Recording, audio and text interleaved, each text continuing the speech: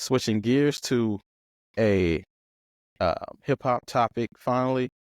So, upon reading Hip Hop DX, they had an article about the most anticipated hip hop albums for 2025. Now, a lot of these artists haven't dropped in a while. Some of these artists dropped recently, more or less, but not in the same way. Some of these artists haven't dropped in years, almost a decade even. So it's going to be very exciting to see these albums. Hopefully they come to fruition and actually get a release date and actually even get a name. Some of these albums don't even have names yet. But nevertheless, I'm still excited to see or hear these albums, to see what the promotion will be, see if they put any tour dates behind it. So I'll break down these albums and why I'm excited about them and what is the scrutiny surrounding these albums. So without further ado, the first album is J. Cole's The Fallout, which is a part of his installment series. He hasn't released an album in a couple of years. He's been active still on features and things like that. But as far as solo projects and independent works, he hasn't put that out in a while. So the big question about this is, can he regain his top three rap status, as they would say, the big three status that Kendrick kind of dispelled? Can he get back on track with that? We know that he had the beef with Kendrick, but he pulled out of the beef and apologized, and most people and fans and critics were critical of that. But I think it was a smart move for him, because it could have went bad if he wasn't prepared. And with J. Cole's, with his demeanor, I don't think he was prepared for that battle as well. Money Long just came out stating that she had J. Cole in the studio and they were speaking negatively about something, and he just walked out. So that's not his personality at all, to be negative. He's more free-spirited, more, a nice guy, so to speak. And then in this rap battle world, you can't be that. You have to be Kendrick-like. You have to be Nas-like, Jay-Z-like, and things like that. It's not in J. Cole's spirit to be that. He's changed tremendously in the people person. So this Fallout album, nevertheless, we're going to see if he can regain superiority in this rap game. I don't have any doubts that he will. He needs to put this album out, just to get his name back out there and get himself back on track as far as being one of the top rappers in the game, which he still is. But we just haven't heard it in a while. So, and then this beef thing kind of set him back a little bit. So, and then next, of course, is the Cardi B album, which is untitled, or we don't have a release date as well. Same as the J. Cole's album. We don't have a release date or album title.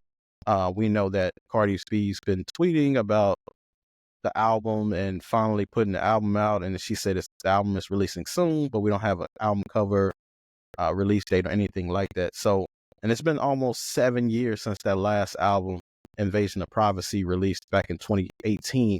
So it's going to be nice to see her finally put out a project. She's been going through a lot lately with the marriage and with just going at it with fans and, people just being messy.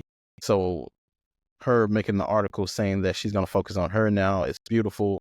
I think she should have did that a couple of years ago, just to focus on herself and get herself back to where she wants to be. Because a happy Cardi is happy for everyone.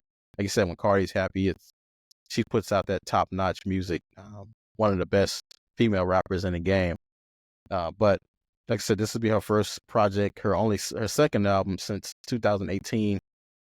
She put out mixtapes and stuff before that, but she does have to think about that sophomore slump. And a lot of critics and analysts are thinking if she's scared to drop an album because she's not certain about a sophomore slump. I don't think it's that at all. The clips and snippets of music that she's puts out over the last year or so have been great. I want to hear the whole songs of those. So I don't have any questions about her second album being successful. I think she'll do just fine. Then next is Kanye West's Bully, which will be his first solo project since 2021. Now, I want to know what the sound of this album is, because, Kanye switches sounds and likes to do new things. So he's very meticulous about his production and about his albums, similar to Dr. Dre, or most of these producers who are very meticulous. He's very meticulous, and this album might not come out this year. And when he does put a release date out, no one is going to hold him to that date, because we always know when he puts out a date, it's never coming out on that date. It's always a week or two later, or maybe a month later, or whatever. So whenever a date does come out, I'm not holding Kanye to that date. I'm just gonna wait for the album to come out with no expectations, and that's the best way to do it. And even when the album comes out, he comes out with another edition and changes some things. So it's gonna be very difficult to gauge what the sound is on this. Hopefully, it goes back to a Life of Pablo or Graduation Days. He's been experimenting lately with gospel. The joint album he did, the joint albums he actually did with Ty Dolla $ign. So it's gonna be interesting to see what this sound is. And we've been waiting for a solo Kanye West project for years. So we want to see what that sounds like. Young Thug, like no release date, no title yet, but he's projected to drop an album this year. Now, there's a lot of questions with a Young Thug sounding album coming off the longest criminal trial in the state of Georgia history. He was finally released on probation with all these stipulations and things like that. So his original sound that he had, he's probably going to have to change it up a little bit. He can't rap about the same things he did before because they're going to be watching him. Can he change the sound and still maintain the greatness that he had before this criminal case started, or before that criminal case started? That's going to be interesting to see. What kind of features will he have? Because he can't probably make songs with everyone. So it's going to be interesting to see if it's going to be mostly individual solo dolo project, or he's going to have a bunch of features. I imagine he would have Lil Baby and Drake and people like that on the album, but it's going to be interesting to see what the sound sounds like, and if he has to do a full 180 on who he is as an artist, which might compromise his art and he might lose fans off it. But I think he'll figure it out with enough time and with enough advisement from his team. Another album that comes in out that's projected to come out this year, Clipse, Let God Sort Them Out. Now it's been rumored that the album is already finished. Pusha T said the album is finished and it's in his phone, but there's no release date. They said it'll be coming out soon, and they typically take a while to put out projects, but thinking that he already has the album finished, maybe they're waiting on editing and promotions and things like that, and get clear, and getting samples clear, and getting the okay from the label to put out this album or to get a release date. So that's very exciting to see, especially since No Malice is back, and we finally get a Clipse project again. It's their first album since 2009. So No Malice went to work on his religious endeavors and things like that. So he stepped away from the rap game, but now he's back with his brother Pusha T, and hopefully we get a release date soon on that. But it's very exciting to see, and they're back with Pharrell Williams in the studio as well. So it'll be exciting to see that album finally released. The next album is the Carter 5, not Carter 6. Sorry, it's the Carter 6. This album, like I said, doesn't have a release date yet, but it's very anticipated. Just coming off all the things in the past year with Lil Wayne. Some people consider it a Super Bowl snub that he didn't get selected for the Super Bowl over Kendrick. Kendrick mentioned Lil Wayne in the album on GNX, on Whacked Out Murals. Will Lil Wayne address these things? I'm pretty sure he'll address the Super Bowl things, but it'd be interesting if he addressed Kendrick's, or even throws a shot at Kendrick's way. A lot of people project that he won't, but if he does, things are going to get very interesting, especially with the Super Bowl just next month. Kendrick has a lot of things on his plate. Not only the Super Bowl, he has the Grammys to think about. He's nominated for several Grammys. So he's going to have a very busy February, and he's projected to go on tour later this year as well. So things are going to get very interesting. But we want to see if Lil Wayne will address these things head on that Carter 6 album. Next is an album I'm very excited about, being a huge Nas fan. Nas and DJ Premier is projected to release an album this year. It's untitled, and of course there's no release date, but I just want to see if Nas still can continue that greatness that he had since the early 90s, and he still carried it on into the 2020s. Maybe I'm, not objective, but, Nas is one of I don't want to say he's the greatest rapper of all time just because of his longevity, and also just because his continued greatness. Now, Jay-Z has lasted about the same amount of time, but Jay-Z he doesn't put out with the amount of effort. Well, he hasn't put out the amount of works that Jay-Z has. Jay-Z drops every so often, and Nas is dropping every other year or every year if he could. He's been dropping religiously for the last 5-10 years. Jay-Z hasn't put out a project since 444, which was, probably past 5 years ago. But Nas is consistent with his works, and that's why I consider Nas the greatest rapper of all time. But hopefully we get a release date on that soon. The Game, which is one of my favorite rappers. He's in my top 10 of rappers. The Game's documentary 3, which I was a huge fan of. The first one, I love the second one, and then hopefully the third one carries into that tradition. The first 2 documentaries sound totally different from each other. Of course, they were years apart.